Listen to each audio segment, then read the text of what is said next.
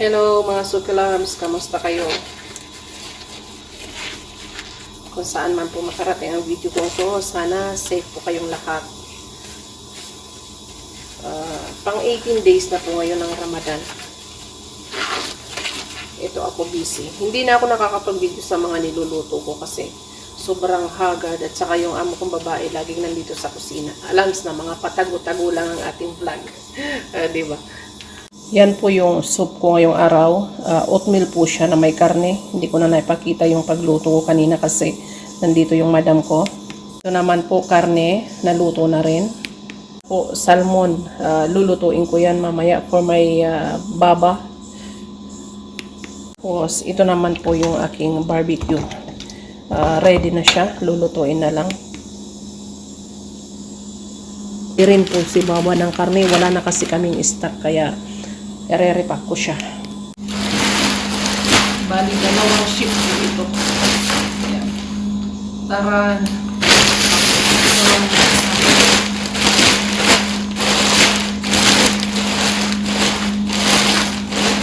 Naka-chop na po siya pero kailangan ko pa siyang i-chop ng maliit. Pero hindi ko gagawin dahil sa sobrang busy ko ngayon. Kaya ang gagawin i-repack ko na lang.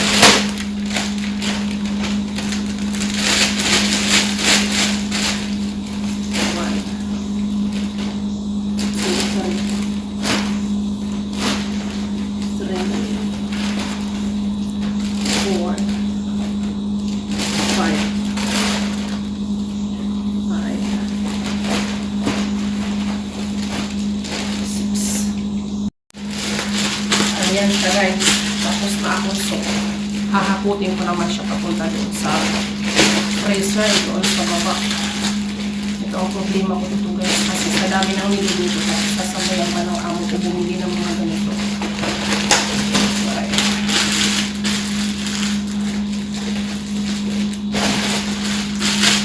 Mahilig talaga yung amo kong mag-stock.